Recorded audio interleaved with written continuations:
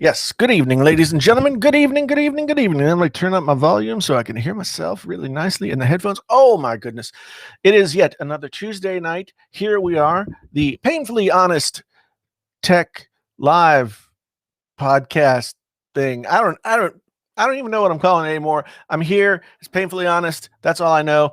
Like to say first, right off the bat, as we get going, thank you very much to our sponsor, Restream. Restream is making it possible for me to feed my family and to be here on this live stream with you right now. So Restream, if you're not familiar, you can stream to like 30 different, 40 different platforms, all kinds of different platforms, all at the same time. Very reasonable price. And if you use my link in the description, you get some money off. I got to admit, I've really been enjoying the Restream. I like being able to drop all this media in here and stuff like that, and be a little bit more professional than I used to be. So you know how it is.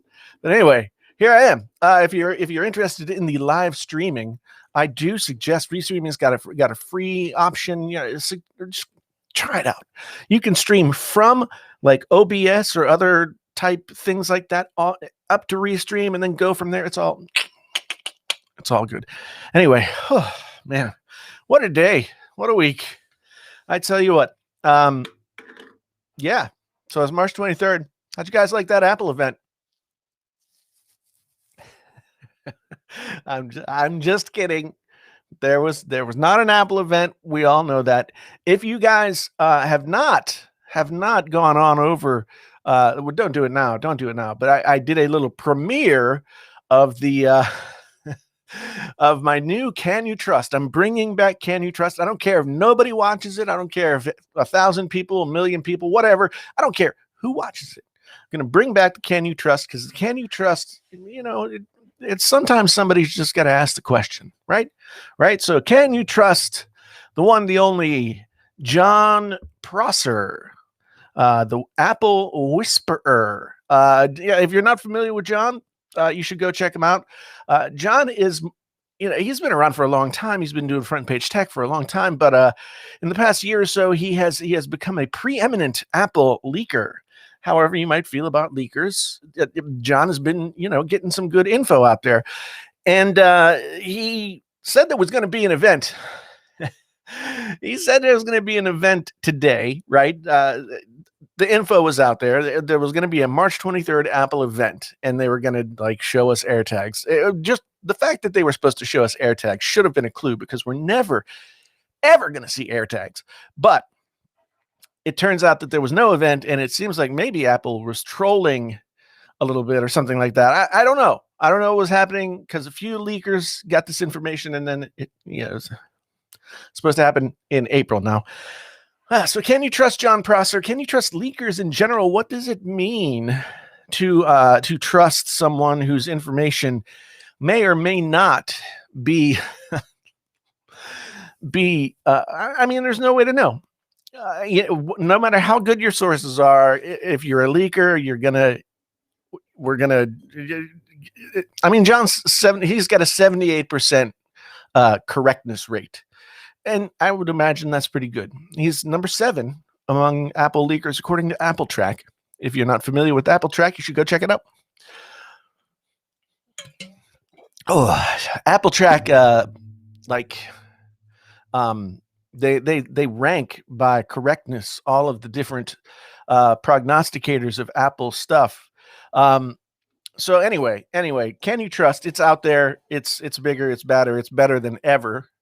And my headphones are beeping again. I don't know why, but anyway, geez, what else should we talk about?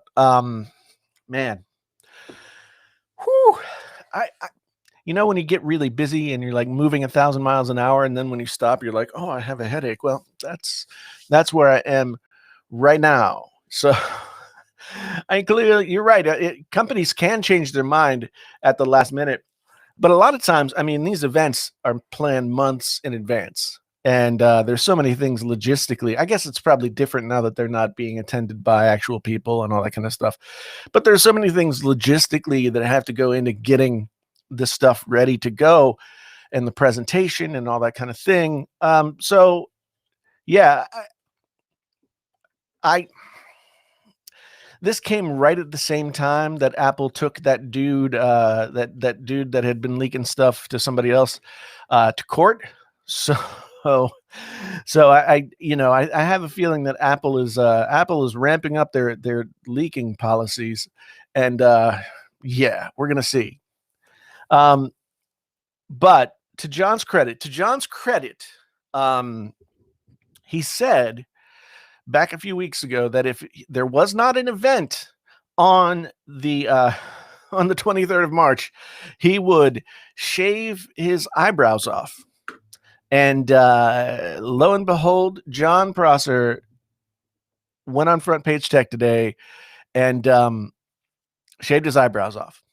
So that was fun to see. That was fun to see, and I was glad to see him do it because when you're wrong about something, and it takes a lot to sort of sort of own up to it. And so I really enjoyed the fact that John was able to was able to um, you know be be a man about it and shave off his eyebrows, which is weird. But I agree with Genosis that perhaps next time we might have to wax. Yeah, wax would be fun. Wax would definitely be fun. And like his fiance could like rip the wax off of his face. Or yeah, this is even better. Don't wax the eyebrows. Wax the nose hairs. Have you guys seen that? Have you guys seen when people wax their nose hairs? They get like, it looks like Q-tips and they get hot wax and they stick it up in there and they let it dry and then they just rip it out. And oh my God, that's going to open up the sinuses for you. Woo! Yeah, I got to admit, yeah, you got to search that on YouTube. Check it out because it's something. It's something, for us older dudes, you gotta take care of that nose hair, and the ear hair as well. Uh, I was watching a documentary the other night, and it's so funny because lighting and photography and all that stuff is its own little art form. And whoever filmed this documentary didn't really, I don't think they really knew what they were doing, which is fine, whatever. I think it was like a student project or something like that. Anyway, you always want to light from behind. Like I have a light up here that's shining down on me so that I get a little bit of like light on my shoulders, and so I'm separated somewhat from the background. Well, they had put that light behind this guy, and he had his ears kind of stuck out, and all it did was light up his like ear hair around the edges of his ears. Whew. It was hard to look at. It was really hard to look at. One guy they made look like he was actually dead. So yeah, it's pretty crazy. It's pretty crazy. I do want to go back here and say thank you to Jorge for the super sticker, a peach. He sent me a peach super sticker. Jorge, yes, I thank you for the testing 123 of the super chat. Super chats are open. I really appreciate super chats. If you have questions that you really want answered and all that kind of stuff, then super chats are probably the best way to go. Don't feel any pressure to super chat. Memberships are open as well. Get a membership for as little as $2. $2. And the people who are members of the Painfully Honest Tech Nation, they actually hate that. I hate it when people call it like something nation. Because I think it's because of the Red Sox, and I don't like the Red Sox. But anyway, if you remember the Painfully Honest Tech Wizard Squad, you would have had a half an hour early access to the video that I put out today. It would have been longer if I had been finished with the video before that. But I got to admit, like I've been thinking about when should I do the Can You Trust thing again, and I just kind of was like, oh, when should I do it? I've been back and forth. I've talked about it here on the live streams. And finally today, I was watching the Front Page Tech thing, and I was like, this is perfect. This is perfect because yeah, it's a good question. I think we should be talking about this, the leaking of all that, stuff. Oh man, Tech for your needs. Don't. Okay, if you live in Boston, then you can be a Red Sox fan, I guess. But as somebody who lived in New York, I mean, I've been a Yankees fan my whole life, like because the Yankees were good in the late '70s, and then they were good in the early to mid '90s. So here I am. Here I am. Been a Red Sox, been a Yankees fan for a long time, and the funny thing is, Jermaine, good to see you. The funny thing is, I went to a day-night doubleheader. I went to the night game, and it was Yankees Red Sox. And before game two even started, there were like just huge brawls in the huge brawls in the stands. They had to clear everything out. It was fun. It was fun. So, Dalton came for Apple news. What kind of Apple news might you want to hear, Dalton? Well, let's talk about this guy here. Yeah, here we go. Apple fined $2 million, or what is it? It's something like 10 billion something or other. It's 10.55 million. I don't know what the currency of Brazil is. Can anybody enlighten me? Anyway, so about $2 million US they've been fined for removing the power adapter from the iPhone boxes. And the Procon SP told Apple about the alleged violation in December.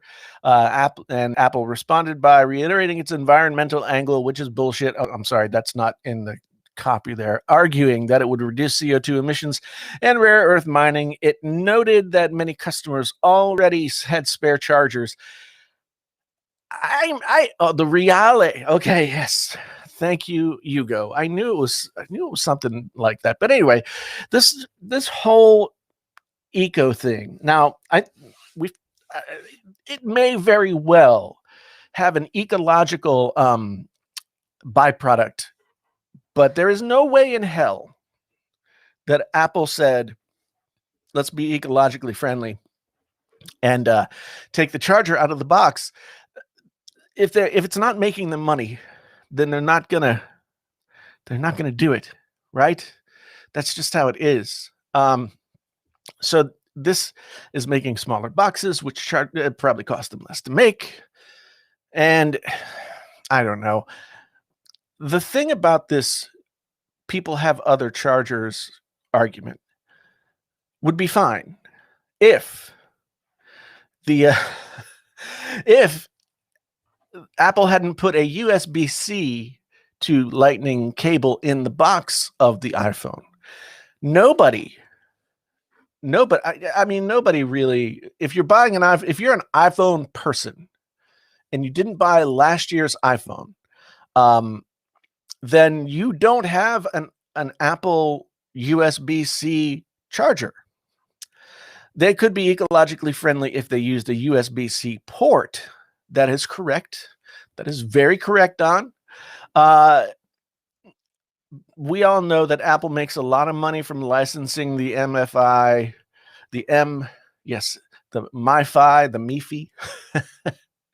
We all know they make a lot of money licensing that little port, right?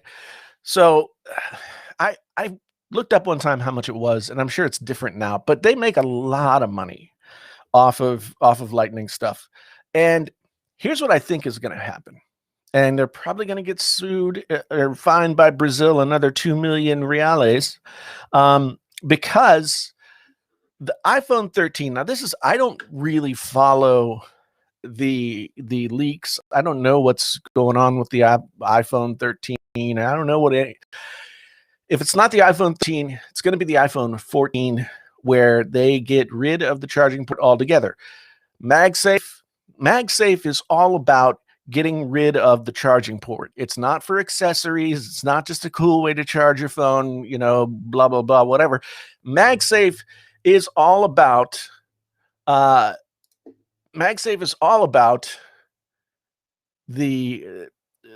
portless iPhone. Now, I remember a couple of years ago, Talos of Tech was all high on the portless iPhone hog. He went for a whole year without using a port on his iPhone to prove that it could be done. And that was a couple of years ago, so it wasn't as easy to do as it is now.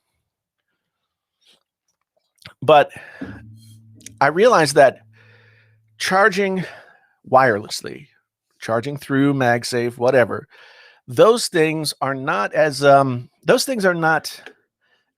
efficient in terms of speed as other stuff is. However, I I really I don't know. I rarely plug in any of my phones. I've been plugging this phone in. This is the Samsung Galaxy S20 Ultra, and I've been plugging it in just because the wireless charger that I had is over here, and it seems to not work anymore. I bought a cheap wireless charger that had like 4 different charging spots, and only the Apple Watch spot seems to work anymore. So I plugged this in. I need to get some new wireless chargers. So yeah, you know how it is. You know how it is. Is Brazil a big enough market for them to care? Is there a big enough market for them to care? Because it's they the US market is probably, I would imagine, their biggest market, and they did it here and nobody complained, and no watchdog group came after them. No federal agency said, "Hey, you can't do that." So I doubt that they care, and I doubt they care about $2 million, nor do they care about 10.55 million reales. They don't care about any of it because they're making money hand over fist. I mean, they probably saved that in the first. I don't know. I have no concept of like Apple's financials at all. I have no concept of whatsoever. But they probably save that money every day. um, See, I mean, that's the question, Denny. Is it low? I don't know. I don't know. Is it low? It could be low. I'm not sure. I'm not sure. I don't know what the Brazilian market represents. Like how many handsets does that represent? And yes, Don's right. The 2 million whatevers doesn't mean anything with a company that's got over $1 trillion valuation. So we pretty much have to expect, and by this point, I don't know why we wouldn't, that Apple is going to do what Apple is going to do, and we can, you could, I mean, everybody says, well, if you don't like it, then vote with your wallet, and that's the thing. Apple doesn't care if you vote with your wallet. Apple doesn't care. They don't care because they don't have to care, because plenty of other people are not voting with their wallets. They're just getting the next thing. They're taking whatever comes their way. They might complain about it for the first, couple of days, and then they're done, and they move on to the next thing. They asked Apple for a comment, and I guess they didn't get one. The fine is comparatively tiny and won't dent Apple's finances. However, Apple might not have much choice but to offer a concession if it wants to keep selling iPhones in Brazil. You know what would happen if they didn't sell iPhones in Brazil? The people in Brazil who wanted iPhones would get them from someplace else. Yeah. So it's not. I get frustrated. People. I get frustrated. Because yeah, Apple the company that's too big to fail? Because this has happened. This has happened in industry. Over the years, in every industry for a long, long time.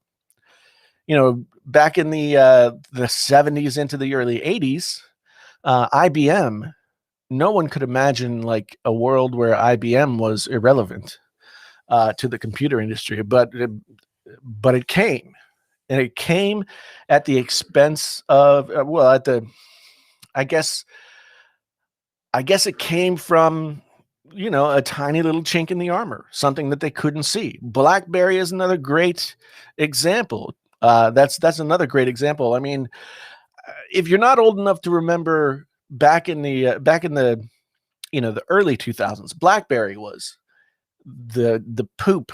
It was the poop. And you suffered great great FOMO and much embarrassment if you didn't have a BlackBerry. And I could never afford a BlackBerry, so I didn't have one. I eventually got like some sort of Palm, some like a Palm Treo or something like that had sort of it was like a little candy bar. It was about this big, and it had a keyboard right here. Yeah, my wife did have a BlackBerry though, not one of the expensive ones, but one of the Blackberries. The thing about BlackBerry back in the day was nobody.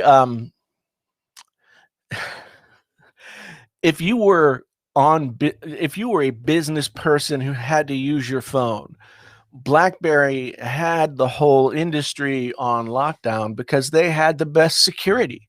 Their operating system was more secure than anything else, and so people used it, and companies trusted it, and it became the de facto business phone, right? So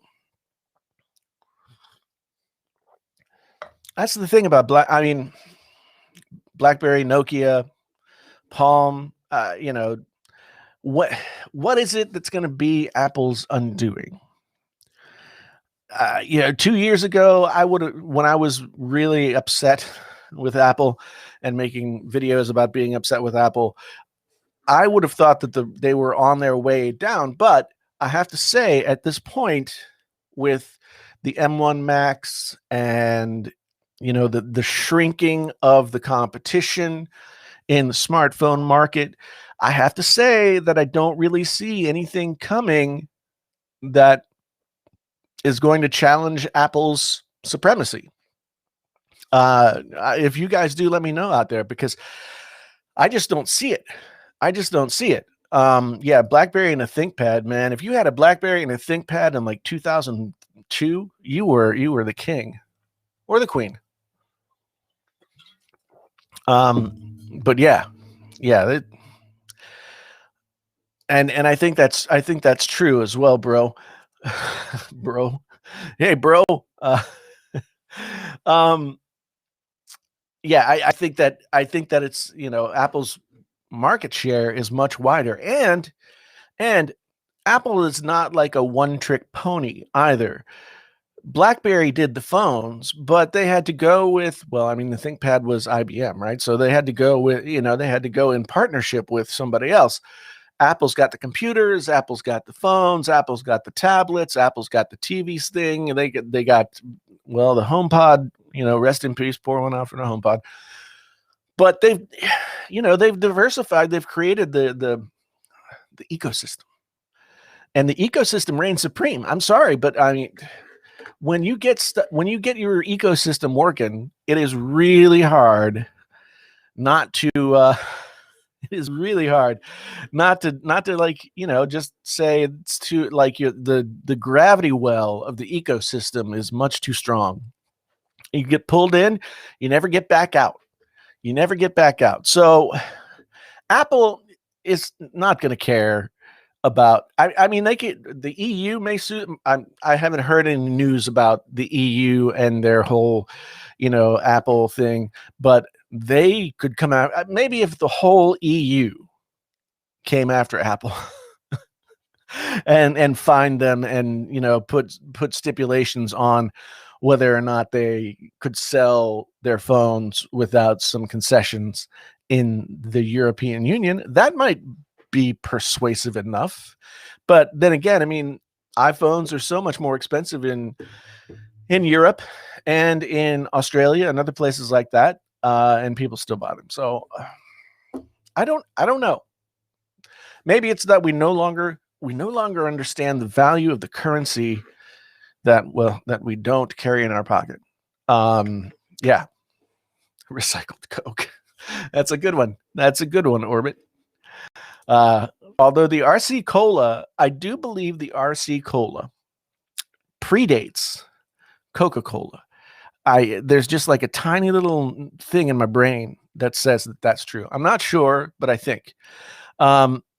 Royal Crown is the name. Royal Crown, not to be confused, Danny, with Crown Royal, because Crown Royal is a different thing entirely. However, if a 6-pack of RC Cola came in a purple velvet bag, I bet they'd sell better. I bet they'd sell more RC Cola.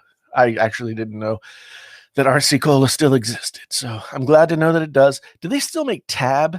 Do you guys remember Tab? It was like the first diet soda. It was terrible. It was like drinking straight aspartame. It was nasty. But I digress, as I want to do. The first smartphone, BlackBerry. I don't know, man. Because I was poor then, and I couldn't afford to have the fancy phones. So yeah.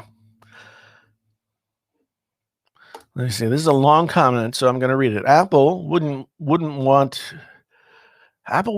care if the EU went after them. They already did over the lack of the USB-C port. Apple responded by packing a USB-C charging cable in, but not the charging brick. Yeah. Okay. So I hadn't put two and two together on that, but yes, that makes total sense to me. Apple is complying.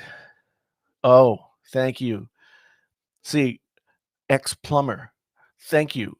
1905 versus 1886. Now, you guys all know that the original Coca-Cola had cocaine in it. Jolt Cola, man. Let me tell you, back in the old days when I was hanging out at the music clubs, all the straight edge kids drank Jolt Cola, and they sold it at the club, and when you're at a hardcore show and people are like throwing themselves around and people are getting kicked in the head and there's combat boots and all kinds of stuff like that, you don't want to like give them more caffeine, but they did. Yes, Gabe, it did really have cocaine in it. It did.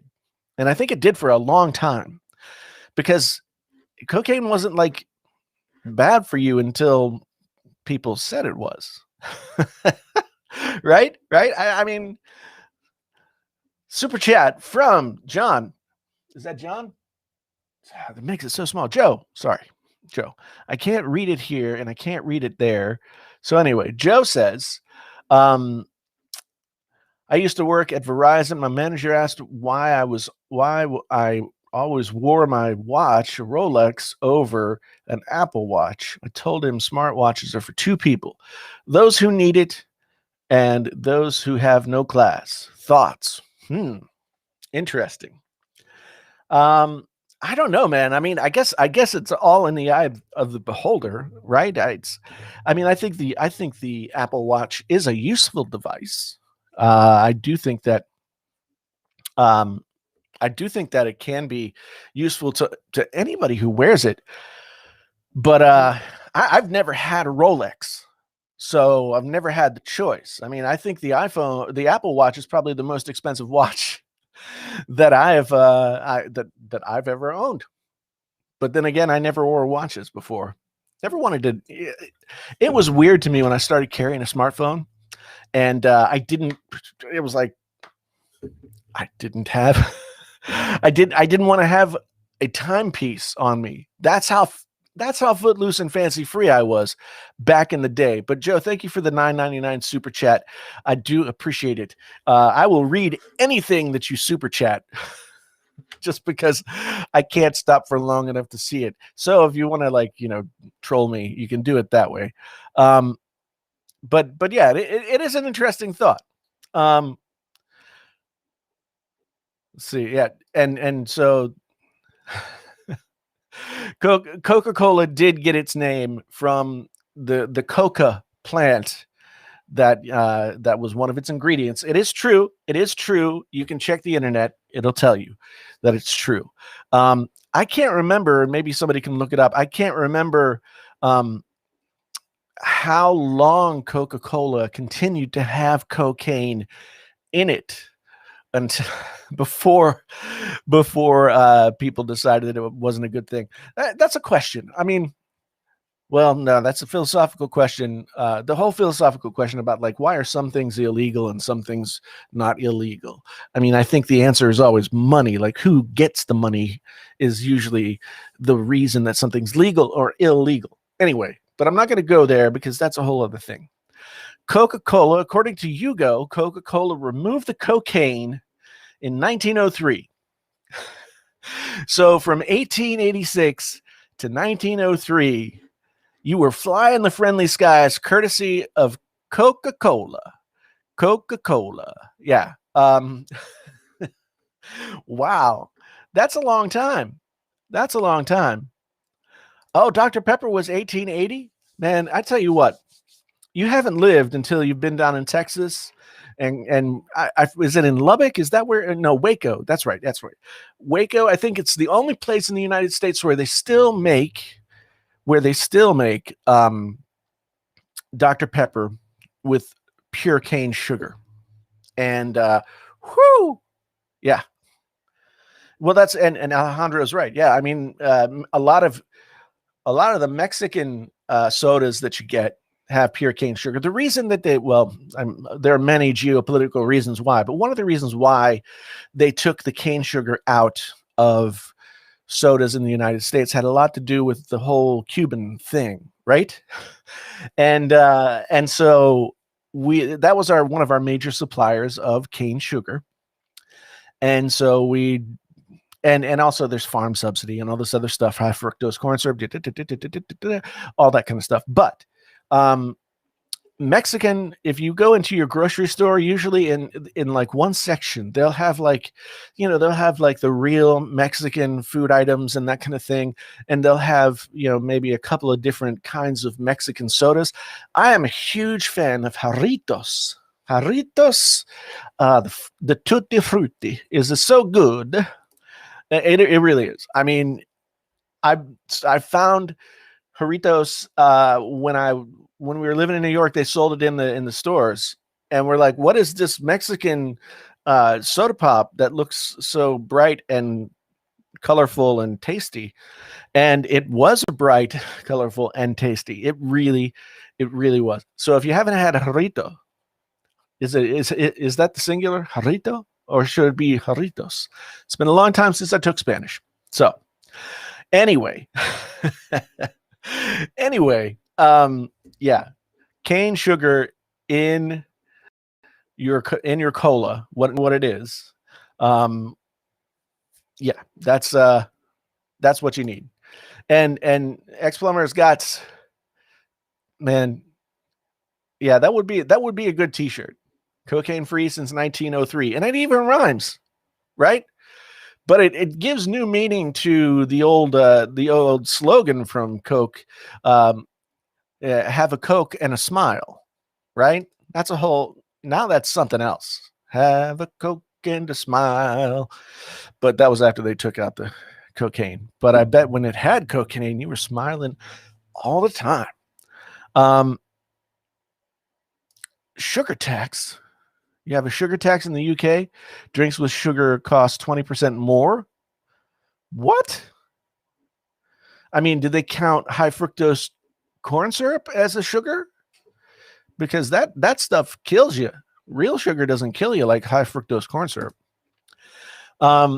Okay, so we've got a question. We've got Yazan here. Is that the right way to pronounce it? I hope I'm pronouncing it right. $5 super chat. Thank you very much. LG might shutter its phone division after failing to find a buyer. I don't get the average consumer's logic that has resulted in this. Any thoughts? Yeah, we've talked about this a bunch of times, but it's a combination of things. For one thing, LG was terrible at marketing their phones. In the US or elsewhere. They were just terrible at doing it for reasons that I don't know or understand. They were terrible at that. They never even seemed to try. And then when the Nexus 4, we talked about this just a couple of weeks ago. I think it was the Nexus 4 and the LG V10 both had boot loop issues that would basically brick the phones, right? So they had been building a lot of goodwill. Like they were doing really well. They were up and coming with their flagships until that happened.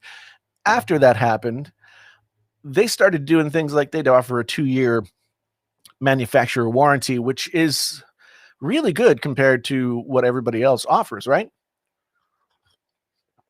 But yeah, so they'd offer a 2-year manufacturer warranty, which they still do. I think though the designs became a little blah. Um the not a lot of people really liked their Android skin. Although I don't think that would matter.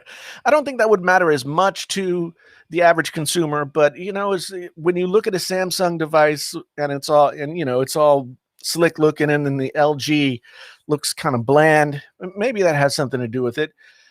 But I think at the end of the day, especially for people who use their phones for their work and the security stuff is really important to them, LG's track record of updating not just the operating system, but the security updates and everything like that, they just aren't as good at getting that done. And I've heard people say that they're like a year or more over like since they got their last security update, which to me is in this day and age just not cool at all.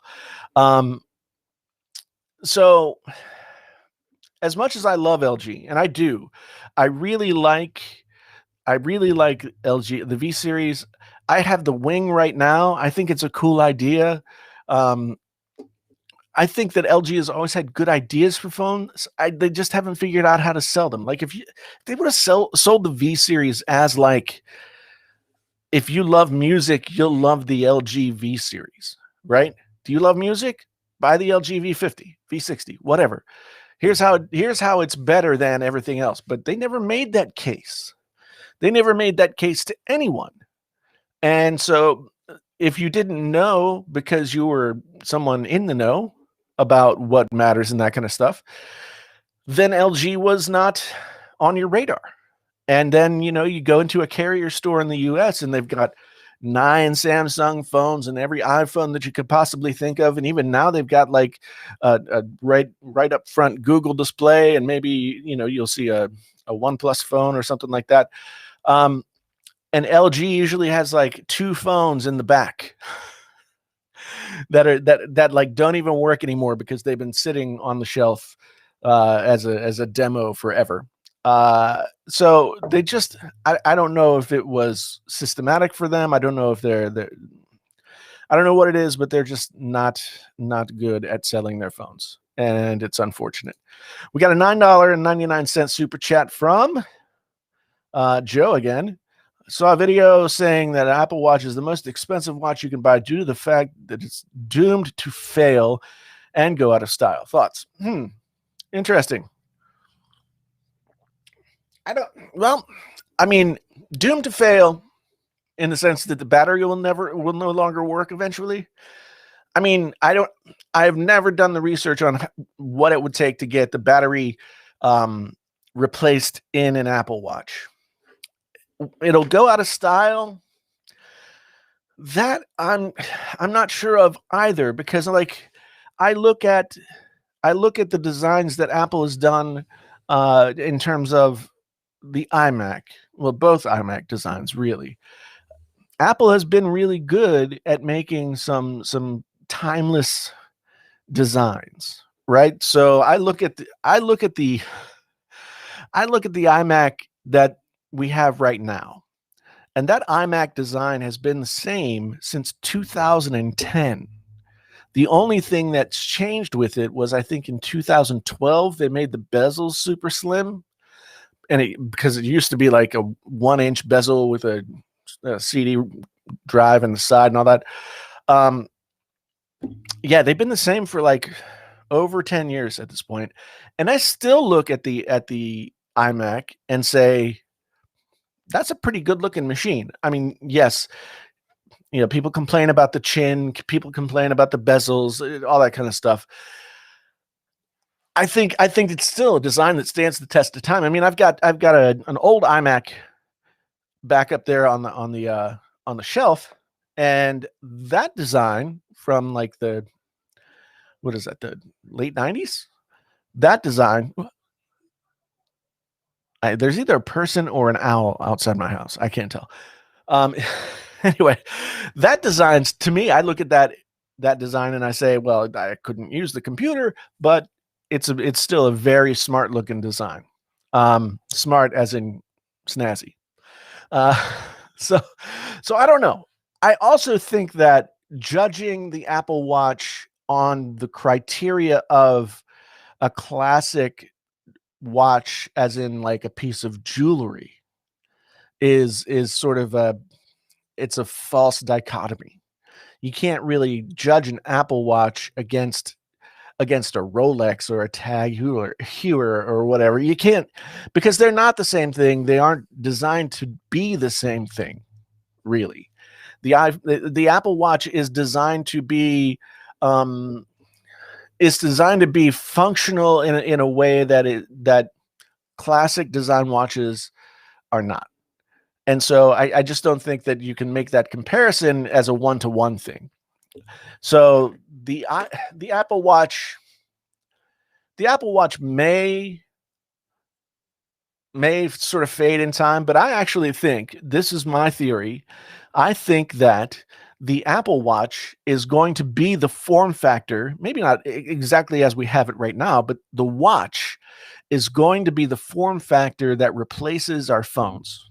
Okay, when we go from slab of thing in our hand to, maybe holographic, maybe AR, maybe we've got contact lenses. I don't know what it's going to be. We got Apple Glass, whatever it is. That's going to be the next step, and it's got to have some sort of, like, at least in its earlier iterations, that it has to have some sort of base station to work from, some sort of computing mechanism, right? Um, so I think that the watch is going to be the transitional device. I think the watch is the sort of chrysalis by which the next phase of smart communication will come from. So I don't know. It's a little bit of a specious argument for me to say that, you know the Apple Watch, it's just not the same thing. $5 super chat from Don. Do you think that faster chargers are worth the degradation? You may kill your battery in a couple of years or greatly reduce its capacity. That's a really good question, man. I mean, I know that a lot of smartphone manufacturers, I know Android and iOS, they all have stuff built into the operating system that, is very smart and trying to take care of battery life and take care of the health of the battery. So I think, although I'm not a battery engineer, I think that as long as we have software checks and balances in place, I don't know that the degradation from fast charging would be any greater or lesser than it would be normally. And I have to say that, like, when it comes to smartphones, um, I have an iPhone 7 Plus that still has like more than 90% of its battery capacity left. And now that phone doesn't get used every day. I bought it used, but still, I don't know if the degradation. I don't know what the degradation is for like a single device that somebody uses every day for 5 years. Somebody else might know that info, but I don't. Um, I saw that we have Andrew Edwards in the chat. And yeah, Andrew makes a similar point about the the Apple Watch. I mean, even if we take other smartwatches into account, and there are some luxury brands that do have smartwatches at this point. Yeah, the Apple Watch is the most cared for in terms of upgrade, et cetera, et cetera. I mean, I'm still on an Apple Watch Series 4, and I haven't really felt like I needed to upgrade. And it's true, the Apple Watch gets better every year, and like it or not, the stuff Apple has built into the Apple Watch in terms of all of these monitoring systems have helped people, have helped save people's lives, whether it's like sort of an early warning for a heart issue, or if you've fallen and hurt yourself. And there are just many, many ways, not even to take into account like the way that the Apple Watch encourages you to take better care of yourself. I would be really interested, and I think that it'll definitely happen if it's not happening right now, to see a study that looks into how the proliferation of the Apple Watch impacted overall health, and it would have to be within a certain substrata of, like, the American population. There are a lot of people that wear Apple Watches, and I would be really interested to see how the Apple Watches in that large group have impacted people's health. I mean, I don't know if you guys watch Greg's Gadgets, but you should. The first place that I caught up with Greg was he closed his rings on his Apple Watch like every day for a year, and he wanted to lose some weight, so like that was his plan. And Jonathan Morrison did a video with him. You should really check it out. In fact, you should check out Jonathan Morrison's most recent video as well, talking about how he's changing gears and the nature of his creative muse taking him places, because it's a really fantastic video. But Greg, I think he lost like 30 pounds by closing his rings every day. And of course, it wasn't just like he got into a regimen where he started walking, then he was running, and all that kind of stuff. But the Apple Watch is a tool, and it can be used as a tool in many different ways. So I'm high on the Apple Watch, just like I would be high on Coca-Cola in 1900, because of what it can do, and the potential it has, and what I think will be the really significant place that it has in the future of what our smart devices are. So I tend to look at it that way, right? OnePlus watch. Is there a OnePlus watch? I didn't see that in the in the information about the OnePlus9 Pro, which we are going to talk about here in just a second. But yeah, so it's an interest. It's and so Theron makes the point here that battery tech needs a revolutionary change. I think we know, or at least we've suspected, what that revolutionary change is going to be in terms of graphene battery tech. It just I don't know why it hasn't happened. I've been hearing about graphene battery tech for the past 4 or 5 years, and it hasn't really happened. So I don't really know, but it will happen, and when it does, I mean, when battery technology improves to the place where battery anxiety ceases to be an issue at all, everything will change. People who own electric, by 2050, I foresee that most of the vehicles made in the world will be electric only. It's just the way it's going. I know that companies have made benchmarks for themselves about moving in that direction. But once we get into a different battery technology than like the lithium type batteries, we will see like huge sea changes in our technology. Batteries are one of the huge elements in why our phones have to be this big, right? And so once battery technology becomes a lot smaller, it will be a much different thing. And we'll see. That's when, at least in concert with that, we will see like the iPad will become like a little sliver of something. like a piece of plastic sheeting. You remember those transparencies that you used to write on in school, or the teacher, I guess, would write on them? That's what the iPad will be one of these days. I watch a lot of I watch a lot of TV shows. But so Franklin says all the cars in the UK will be electric in 2050. That's crazy. Now, here's a question. This is something that I've been wondering about. I just got my wife a new car, and it's a plug-in hybrid. BMW 330e. And the reason that we didn't get a Tesla is there's a Tesla supercharging station here in Iowa City. Here in Iowa City. There's another one in Cedar Rapids, which is 30 something minutes away, right? And then the next one is in Des Moines, and Des Moines is 2.5+ hours away.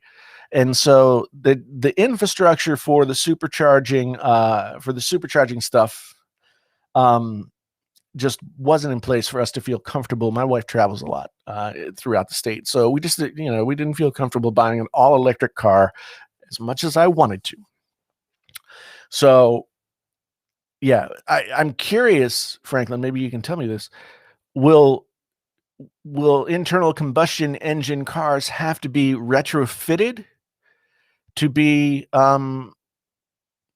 electric by 2050? Because there still will be internal combustion engines around for quite some time, right? So I'm curious. Well, we got a 1999 super chat from Joe. Thank you, Joe. Much appreciated, man. Joe says, I like the Apple Watch for the people who need it. I always laughed at my manager and said the day Apple makes a watch that can last 20 years and be in style and quality, then maybe I'll respect them as a watch brand. Yeah, but see, I see what you're saying. Totally see what you're saying. I just don't tend to I'm not a watch guy, but I don't tend to put the Apple Watch in the same category as in terms of fashion, in terms of build quality, in terms of any number of things, as like a classic piece of jewelry watch. But I see what you're saying. I mean, I know a lot of people feel that way. I know a lot of people are like wristwatch people, and it's important to them. I look at the Apple Watch more as a tool, than I look at it as a fashion statement. So that's kind of how I feel about it. Rolex Smart Chrono. We'll see. We'll see. I mean, like I said, I know that some people, some better known, higher quality watch brands have done some smart watches. I don't know how successful they've been, but Bob says no one better try to retrofit his 1941 Chrysler with battery packs. See, now this is starting to sound like a Rush song, right? But that's true. I don't know how they would ever get to the place where they would be able to replace, everything mandated for everyone. I mean, the UK, you have to take into account that the United Kingdom is like smaller than Texas. So it might be easier to put that kind of stuff into effect in the UK. However, in the United States, man, I don't know. It'll become like the Second Amendment in guns or something like that. I don't know. I hope not. I hope not. But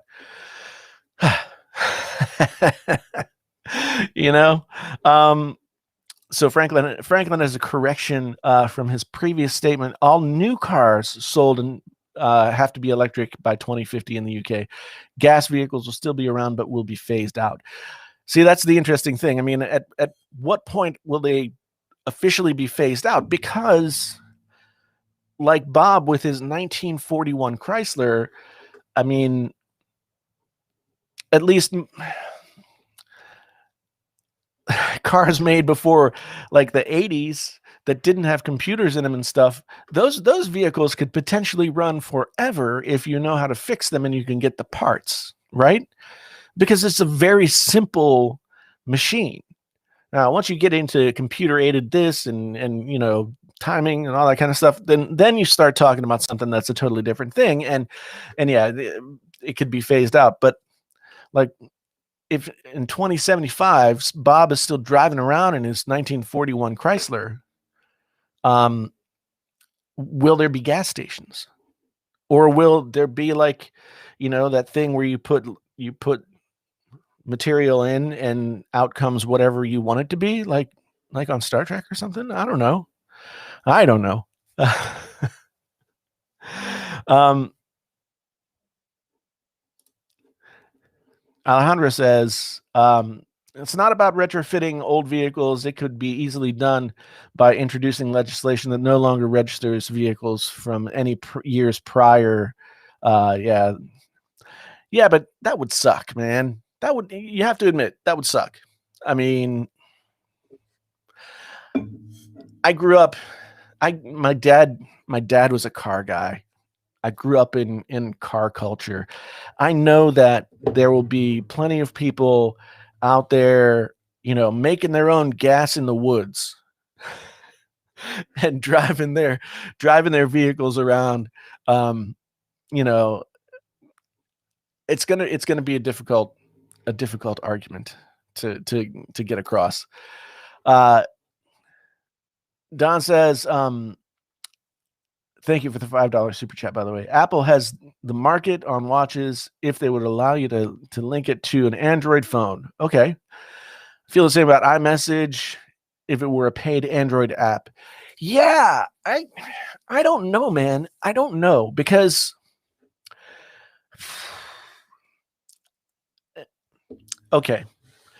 Apple once tried to try, when John Scully took over Apple from Steve Jobs, and he decided that he was going to let other companies make Apple computers and, all that kind of stuff. It was a terrible failure.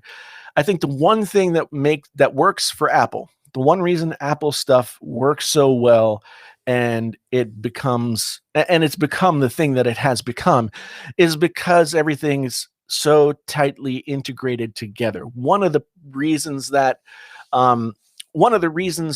Android has problems from time to time is because it's like Windows. Android as an operating system has to be able to be ported into so many different devices made by so many different companies, and then they tune it themselves for this, that, or the other thing.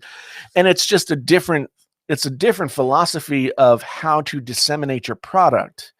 And so I think that Apple ultimately keeps something like the Apple Watch to themselves, because it's, and some people complain about this. It's one of the only devices that can't necessarily be used on its own, at least right now. You can put a SIM card in there and you can make phone calls with it and all that kind of stuff. But I think the Apple Watch is one of those extra garnishes that Apple has that makes it worthwhile to join the Apple ecosystem. And I think it would be really difficult for them to port that experience over to the Android side.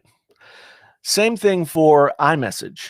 I mean, iMessage works because of the way it networks with other Apple devices. And the benefits of iMessage over and above, group chats and all that kind of stuff. The benefits of iMessage, better media sharing, et cetera, et cetera. I don't know. I don't know if they could have that. I don't know if they could have that experience on an Android device. I don't know if it's too baked in to the way that iOS works with everything else that's iOS, to the point where it could be ported over to Android. Can you trust PHT? Man, sometimes I don't even know myself. I don't even know myself. But no, I mean, I'd like to think so. I do my best. How's that? How's that? So OnePlus Watch. Okay, let's look at this OnePlus phone real quick. Okay, so we've got OnePlus phone. So it's the OnePlus 9 and the OnePlus 9 Pro, right? 8.7 says the CNET. They like the fact that it's beautiful and it's classy. Okay, it's subjective. Vibrant pin sharp display. Seems like it would have to have that. Masses of processing. What does that mean? I mean, coherent, typically large body of matter? No. I think they meant massive processing power. Proofreading, copy editing, editorial, just all by itself is a dead art form. Exceptionally fast charging. Okay, they don't like no expandable storage. I think everybody better get used to that. Like, now that Samsung has done it, and it's not gonna go away. I don't think anybody else is gonna do it anymore if Samsung's not gonna do it. Battery life could be better, okay, but then you've got exceptionally fast charging, so comes out a wash. Cameras don't hit the high watermark that other features do. Okay, now this is all coming from somebody who's, I don't know why she's holding a Galaxy Fold in that picture. But anyway, they've obviously had their hands on the phone. I have not had my hands on the phone. Two new phones that also introduced the OnePlus Watch, which goes up for pre-order on April 14. Okay, we've seen LG watches, we've seen Samsung watches, we've seen, I think every major manufacturer of Android phones has made a watch. And they are not, well, Samsung still makes watches, but nobody cares. Nobody cares. There's not, to me, like, I don't dislike the gear, whatever they're calling them now. They're not gear watches anymore. I mean, there's something to be said for branding. I don't dislike them, but they don't add the same kind of value that an Apple Watch does for me. So I'm not going to pay. I'd pay $150 for a Samsung watch. I don't think I'd pay $150 for a OnePlus watch. I can guarantee you I wouldn't pay. I mean, I'd take one for free if they were giving it to me. But here's the problem that I see with this phone. The OnePlus 9 Pro, which I think is the only one currently available, like, that we know of in the United States, is over $1,000. And what do we know about $1,000 phones?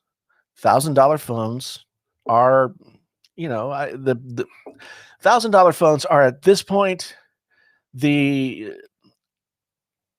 privilege of brands like Apple and Samsung. Everybody else has to fight for the scraps in the sub $1,000 market. And I don't even know if Apple and Samsung will be able to keep that threshold, because as we've talked about before, smartphones have become commodities. OnePlus is slapping the Hasselblad name on the back of this. They're licensing the Hasselblad name. Okay. I don't know if the people from Hasselblad came in and like tuned their things or whatever. They licensed the Hasselblad name. I don't know much more about the camera. I haven't seen a single picture taken by the camera. But Hasselblad is valuable to OnePlus only because of the name, right?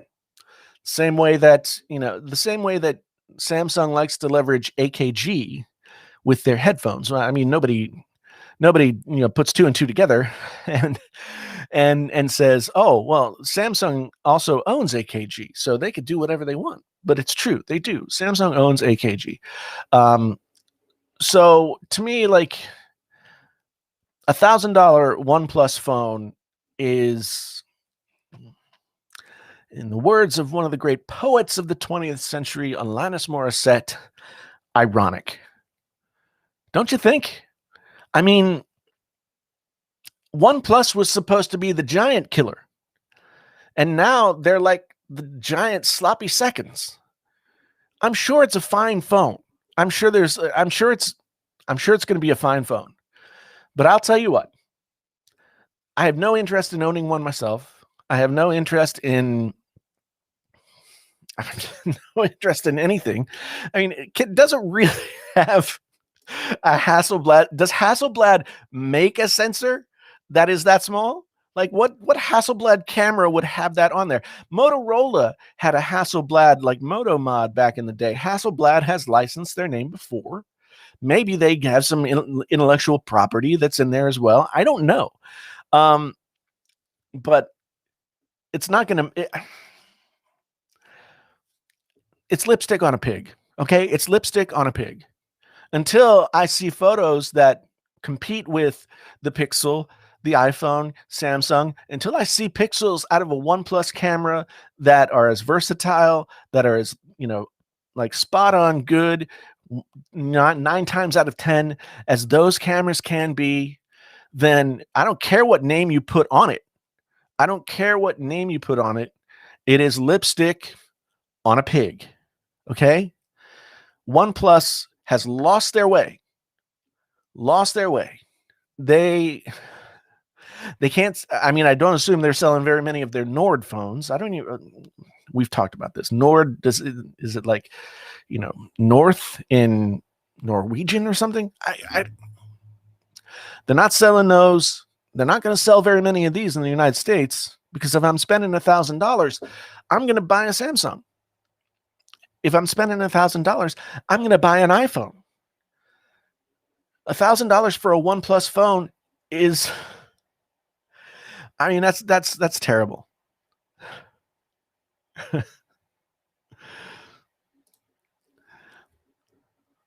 Michael Pepper says, yeah, I'd love to sit down and talk about smartphone camera reviews with you sometime. If you'd be interested. Yeah, I'd love to. I mean, the thing is, and I think anybody who's watched the channel for a while knows that I'm not a big camera geek. There are people who do amazing jobs of covering smartphone cameras. Danny Winget, Michael, what's his name? Michael, yeah, that guy, Mr. Mobile. Yeah, that guy. There are people who do amazing coverage of smartphone cameras, and my litmus test for a smartphone camera is, can I open the camera and coax a decent image out of it without having to take the picture 10 times. Okay. And so, I mean, so one of the things that's always driven me back to the iPhone after trying a Samsung phone for a while is that the Samsung phone could never be as reliably good as the iPhone camera. But I've been taking pictures with the camera on this S21 Ultra, and it has been fantastic. I've just been really impressed. Some of the smart features of it, where it can tell what scenario you're taking a picture in, and then it tries to help you out. That's actually been useful as opposed to annoying. It's been a really good camera. And so, yeah, I'd be interested in now that I've taken a bunch of pictures with this, comparing some to the iPhone 12, 12 Pro, 12 Pro Max, whatever. So yeah, Michael, that might be a cool thing to do. If you buy an S21 Ultra on Amazon, it's cheaper than the OnePlus 9 Pro. Oh my. Wow. Now, Carl Pye is gone from OnePlus. I didn't follow the story enough to really know why, but the value proposition of OnePlus was 90% of the flagship phone for 50% of the price. Now, 90% of the flagship phone for 95% of the price is not a it's not a value proposition. There's no reason to buy a OnePlus phone in 2021 when it costs $1,000, especially when you know that you can take, if you're a Samsung person, you know you can take whatever Samsung phone you're using, whatever iPhone you might have be using or whatever, you can take it and you can trade in, and you can end up paying it like 60% or less of what this is, right? 60% or less than what this OnePlus phone costs. And can you trade in a OnePlus phone for like 40-50% off? No, you cannot. No, you cannot. So OnePlus phones have to probably be worth like this. As soon as you turn this phone on and walk out of the store, this phone's worth $500. So why? I mean, just this is like a fool and his money phone. This is a fool and his money phone. I'm sorry, but it's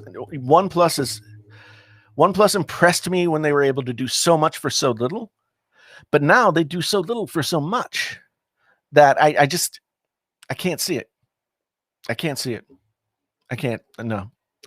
And the watch, maybe.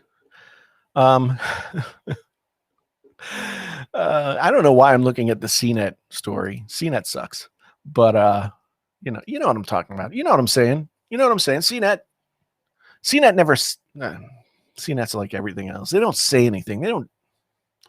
I mean, this is one of the most poorly written. I always insult these journalists because they write so poorly. But I mean, what do you expect? When nobody gets paid a decent wage to write anything anymore, you're not going to get good writers. Alan is absolutely right. OnePlus has been overrated for years, but it was somewhat more attractive when they were overrated for half the price. Am I right? I mean, when you can get a OnePlus phone for $500, $600, and it competes with the flagship that costs like $900 to $1,000, you can forgive a little bit of like blah. But when they want the same amount of money for a phone that's not nearly as good, not into it. Not into it. Pixel 4a has a better camera. No doubt. And I don't care if David Hasselhoff put his name on the back of this phone. It's not going to make the camera any better than the Pixel, right? Not going to do it. The only thing that they could put on the back of this phone that would give me confidence that this camera was going to take as good photos as a Pixel would be the word camera by Pixel. The words camera by Pixel would be the only thing that would convince me to get this phone for the camera. I don't care. And Hasselblad, as much as, if you know anything about photography, you know the name Hasselblad, but Hasselblad is not like, you're not going to walk into the local coffee shop and put down your OnePlus phone and people who don't know anything about cameras are going to be like, oh, Hasselblad. No. Like I say, you could put Hasselhoff on there. It would be equally as impressive to most people. So, yeah. I miss your old show with you just talking tech and we just watch. What am I doing? Tim? What am I doing? Hasselblad went to the moon in 1969. Nobody went to the moon in 1969, Bob. You know that as well as anyone.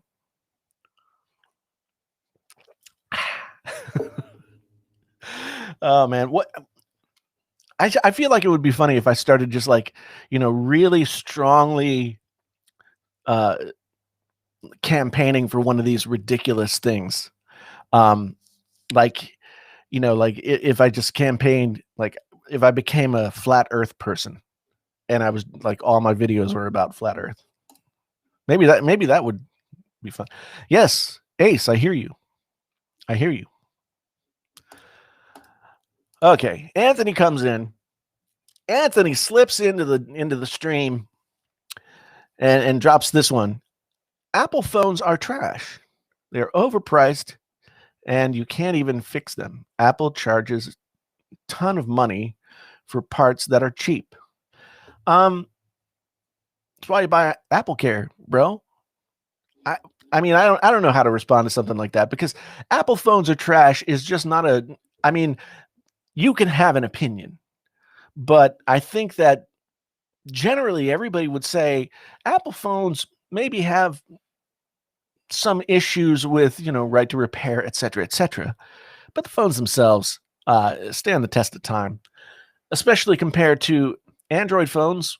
When an iPhone loses 20 to 25% of its value after 3 years of use, and this Samsung Galaxy S21 Ultra, I'd be lucky if I could get half of the sticker price for it right now if I sold it tomorrow. Right there, that tells you something about Apple phones. So I appreciate the effort.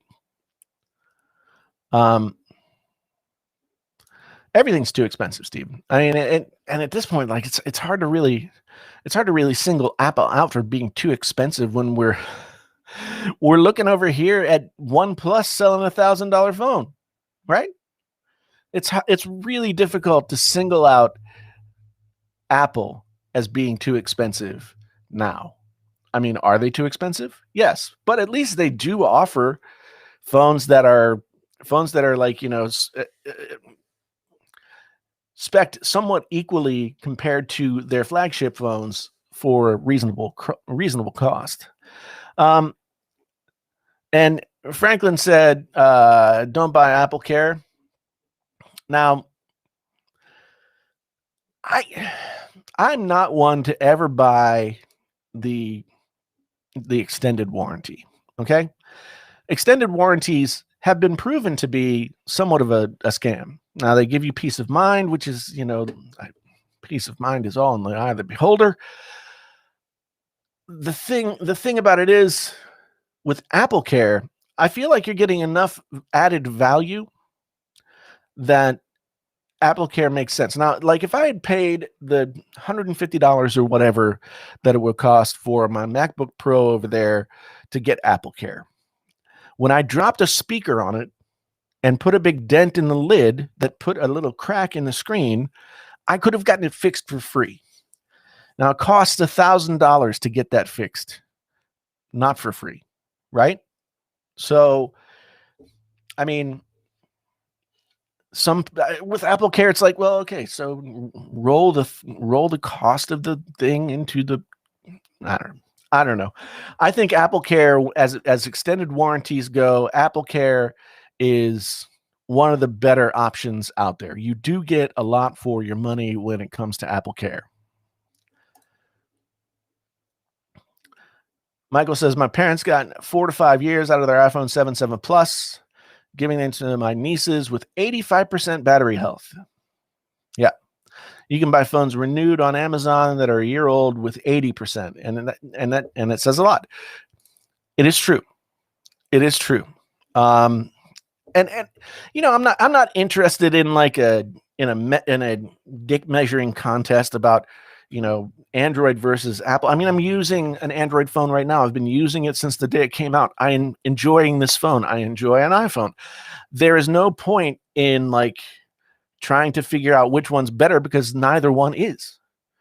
They both do things that people like, some better than others, et cetera, et cetera. But yeah, to me, it doesn't really make a difference. It doesn't really make a difference what it is. Tim brings up this. So Apple has no competition, so they have no reason to drop their prices, which is why x86 hardware is cheap due to the so many vendors. Yet Apple fans pay an arm and a leg for the same hardware on a Mac. Not anymore, Tim. You were 100% right about 9 months ago. However, the M1 Macs are cheaper and perform better than their Windows counterparts. So the value proposition of a Mac has 100% changed.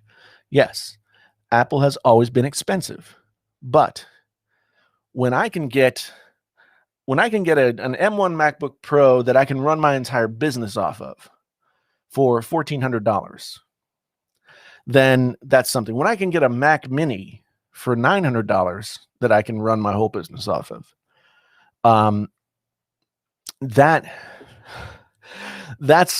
like a different value proposition altogether than what was the case with Intel-based Macs beforehand. Intel-based Macs beforehand were crazy expensive, and people paid for it because that's what it cost, right?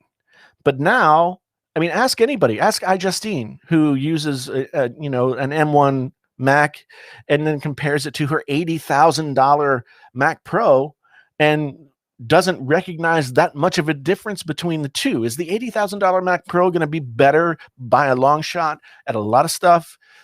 Maybe. But for 95% of everything that a person does on a computer, these new Macs destroy everything.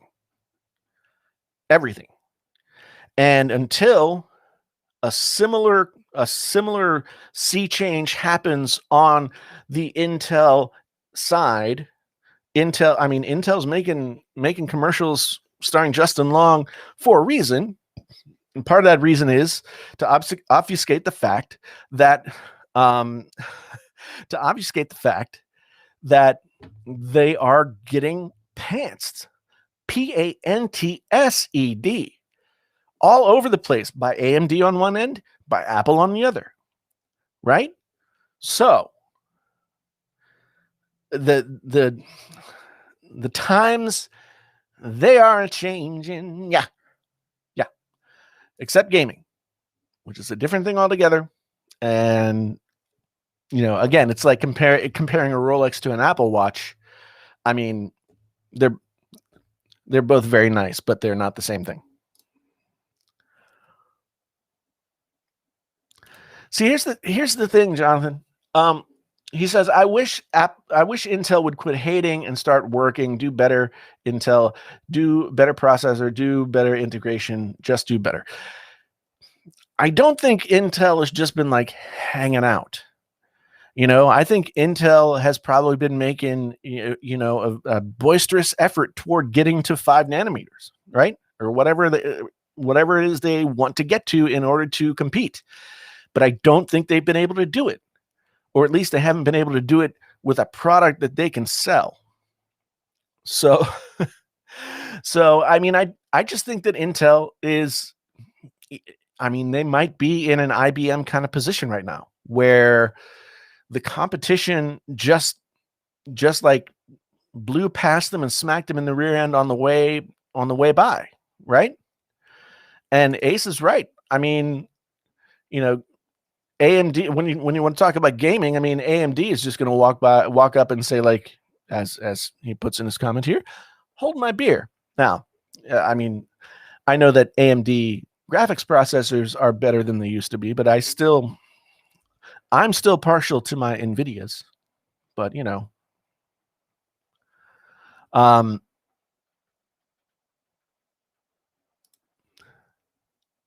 Bob says his main computer is still running a Core 2 quad and 16 gigs of RAM. Still runs all my games. Yeah, of course. Back here, I don't know if you can see it. I've got a 2006 Mac Pro. 2006. Now, if my math serves me, that's 15 years old. 15 years old. My daughter was 2 when that thing was made. And I have finagled it up to run El Capitan.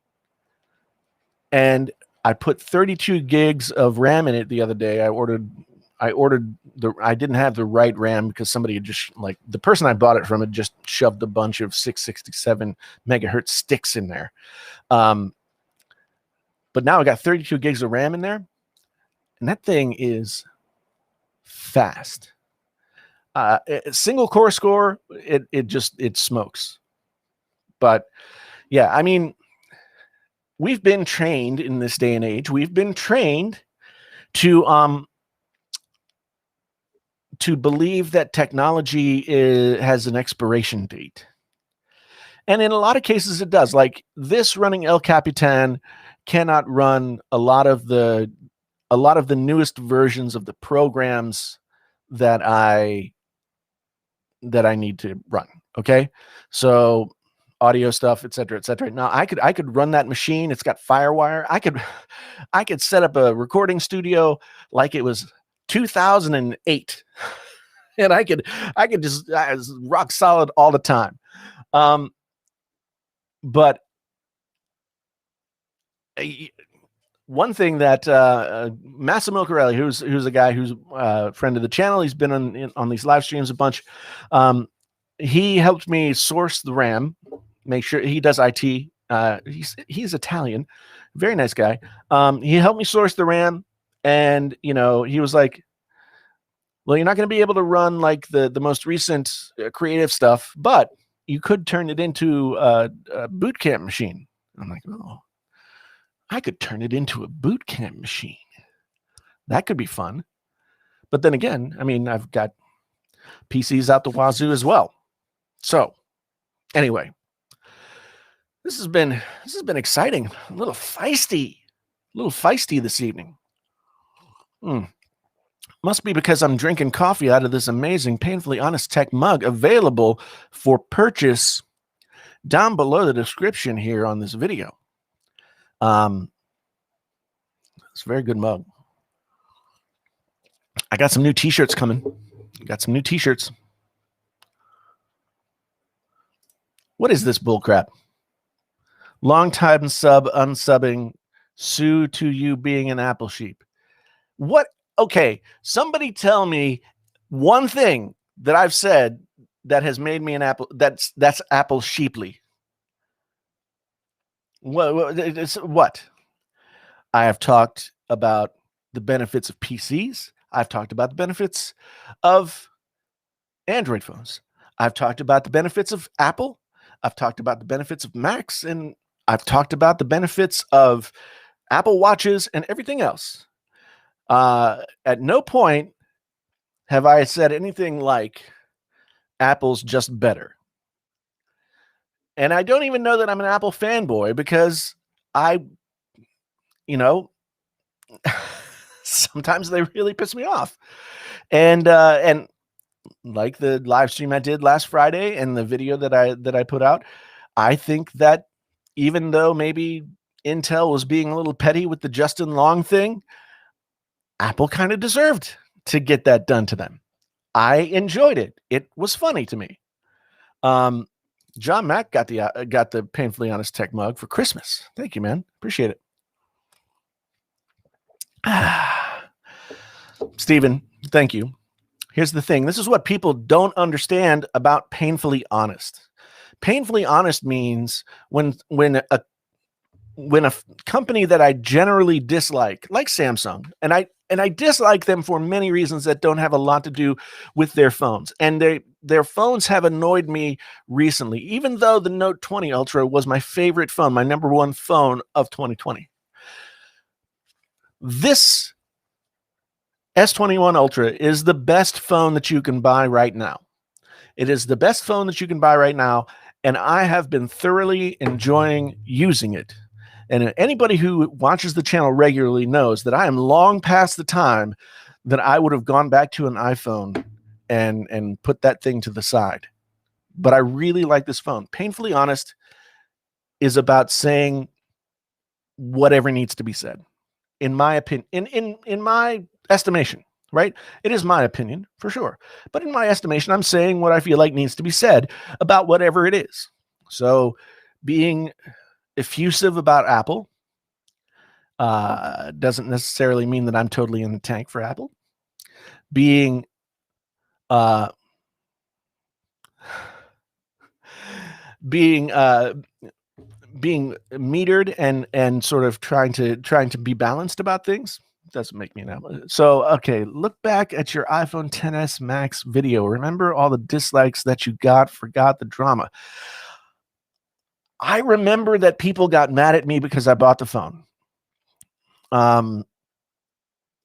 And I guess I can understand why people would be mad at me for buying the phone. I mean, ultimately the problem is like I do tech commentary and I do I do tech reviews. And as a tech commentator at that time, I had plenty to say about my dissatisfaction with Apple as a company, where they were going and the products that they were putting out, and just the general gestalt of Apple, right? Um, but as a tech reviewer, it's also part of my job to get the phone and to review it, right? So when I get the phone and I review it and I say it's a pretty good phone, people lost their mind because I got the phone in the first place. It was a very weird time. It was a very weird time because um, that was also the time when I went over 100,000 subs, et cetera, et cetera. So it was all very weird. It was all very weird. And yeah, I mean, I'm not going to make any excuses for it. I bought the phone. I used the phone. I liked the phone. I said it. I said I liked it. But that doesn't really have anything to do with the stuff that I had to say about Apple. And to my to my pleasure, in the years since then, and I'm in no way taking any credit whatsoever for this, but in the years since my dissatisfaction with Apple and the direction that they were going, at the time, they have turned the corner and started to come back around, and they're doing some things that I like with their products. The M1 Max are amazing. The iPhones are high quality. Here's the thing, though. Here's the thing. Taking the charger out of the box is a dick move. And I don't care what Apple says, one way or the other.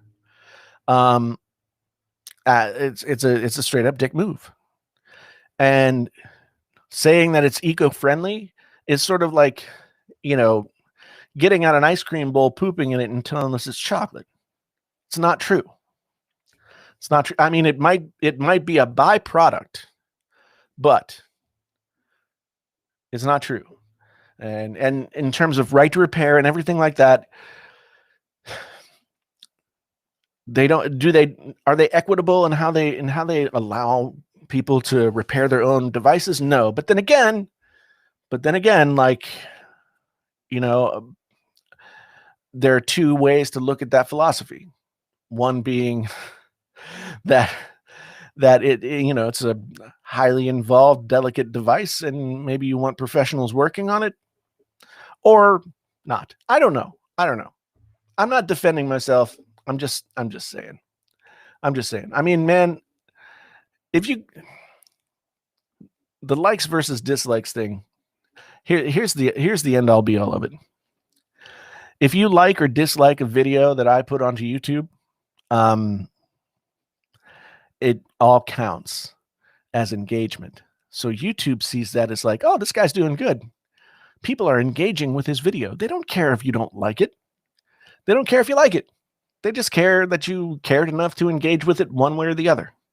If you watch 90% of it and then leave me a comment that says I hate it, awesome.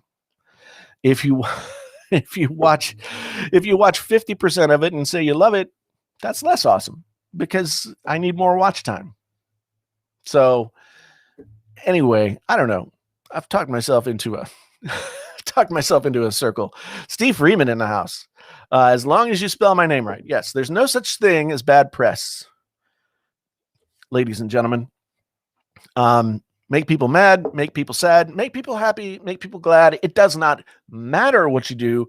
As long as you do it well, you will do just fine.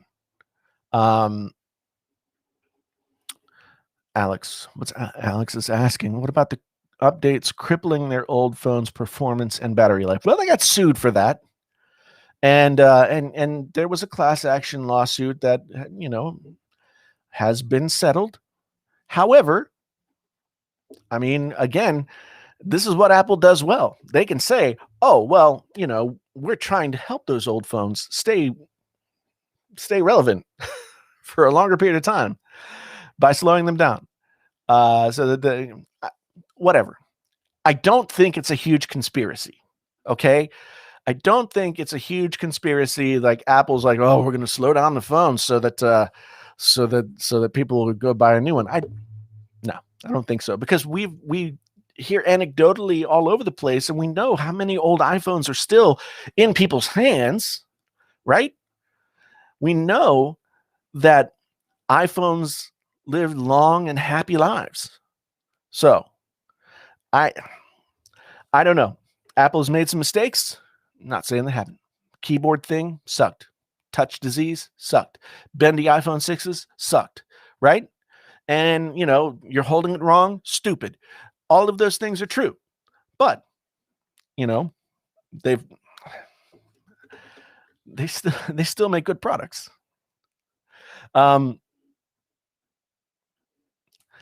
Lewis Ross, I haven't watched a Lewis Rossman video in quite a while.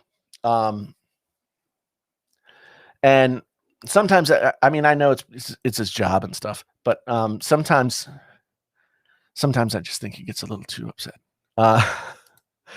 We've got a Jeremy here with the $5 super chat. Thank you so much, man. Always love catching PHT live stream. Keep doing what you're doing, Jason. It's working. Thank you, man. I appreciate it. I will keep doing what I'm doing. I need to drink more coffee when I do this because it's been so spicy tonight. Tonight has been spicy. I think I made some people mad. Sweatgate. Yes.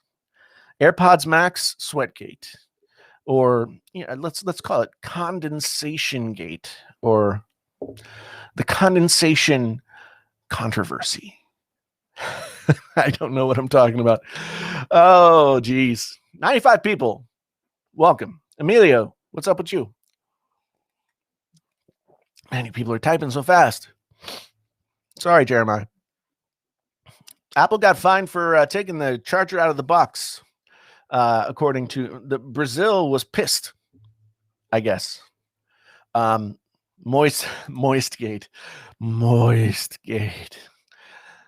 Every time I hear the word moist, I just, I feel like licking my palms.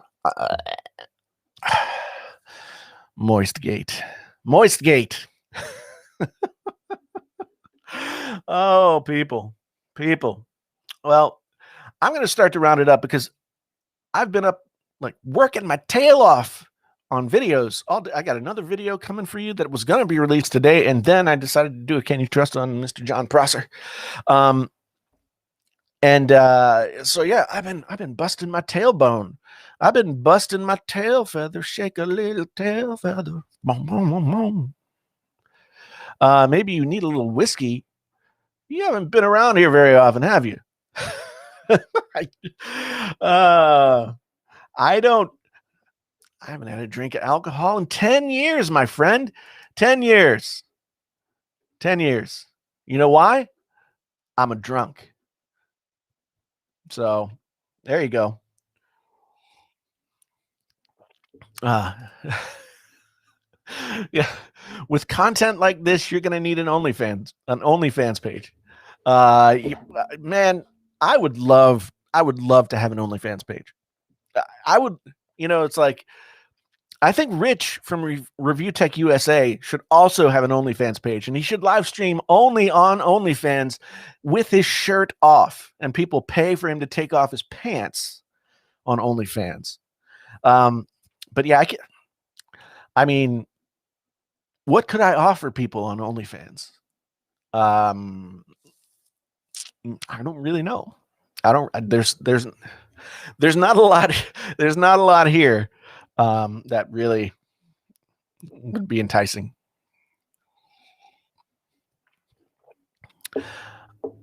I have not used the Surface headphones. I didn't use the ones. I didn't use the twos. I wanted to. But I just haven't picked them up yet, and hopefully I will. Hopefully I will. All right, we've got a super chat. From Dom again. Do you think a better camera and a bigger battery, maybe a better screen, will continue to drive phone prices higher long term? Is it a phase? No, Dom, I really think that we have reached the peak phone price. In fact, I think we're going to see everything trending down now. Maybe not for a couple of years, but I think everything's going to start trending down. People are going to realize that they can get really good phones for not $1,000. And then, everything will just start to because all the things that you list here in this comment, better camera, bigger battery, better screen, 120 hertz refresh rate, all that kind of stuff, all of that stuff, those were the things that would entice people to keep buying, right? But we've reached peak phone. Like, the difference between one phone 1 year to the next is not enough to justify a price hike. And once the market gets tired that way and the phones become more commoditized, each phone being pretty much the same thing, barring like one thing or the other, right? Then the price is naturally going to go down, because if you can't really discern a decided difference between a Samsung and a OnePlus and a Pixel, which at this point you still can, but once you can't, or at least the ways that you can aren't valuable enough to you, then you will start to see prices come down. I mean, it says a lot that Apple now has brand new phones priced anywhere from like $500 or $600 all the way up to $1,500, right? That speaks volumes when Apple used to only sell the most expensive phones, right? So that gives you a little bit of a window into where the market's going.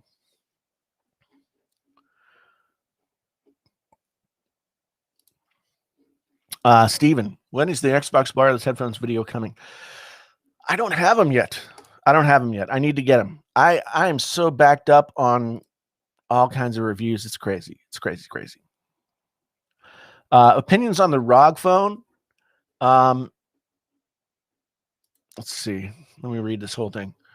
ROG Phone 5. I feel like they're everything I want from the LG V60 successor with more features and performance. I don't know. Does it have like the improved audio, the DAC, and the high quality and the blah blah blah? It looks really cool. All the ROG phones have always looked really cool, and I've always been kind of like, wow, I want a phone with an external cooler, but I've never used one yet. So yeah. Oh, we got DePoet's in the house. Where's DePoet? Oh, there he is. Good. The gang's all here. Dom, $5 super chat. Painfully honest ASMR on OnlyFans. Yeah, I'll just talk really, really quietly about smartphones. Alex says that the ROG phone has the ESS Saber DAC, which would be awesome if you were listening to this with the ESS Saber DAC. You would be in heaven. How's that? Did I pass the audition? I don't have the right. This is a dynamic mic. I need the condenser mic. Moist, baby. Moist. This episode of Painfully Honest Live is brought to you by Moist. I don't care what's moist, as long as it's moist. And by Restream. Restream is the place where you can stream to all the places. Why stream when you can restream? No, honestly, people, honestly, I'm going to be real with you here. Restream, they're very, I like them a lot. And they said, we want to sponsor you. We want to make sure that you're doing your thing, and I want to make sure that they're getting what they need out of me. So if you're thinking about streaming, or if you just want to try it out for free, hit that link down in the description below. Let them know Painfully Honest Tech sent you. Retethered tech, can you trust? I don't know, man. I don't know. Purple Rain. Yeah, I love it. Love it. One of my favorite records.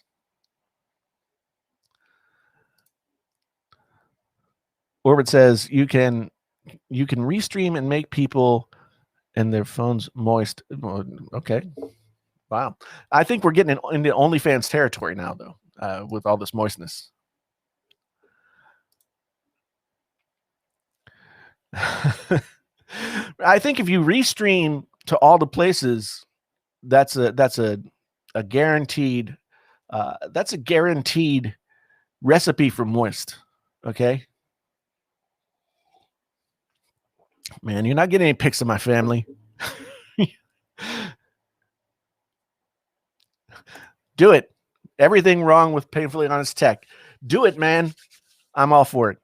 I'm all for it. Bring the pain, Dom. But gentlemen, ladies, I'm getting tired. And it's been an hour and 49 minutes, not to mention the premiere of the new Can You Trust video. If you haven't watched the new Can You Trust video, please go and watch it after we get off this stream. Can you trust John Prosser? Really, really interested to see what you guys have to say about that.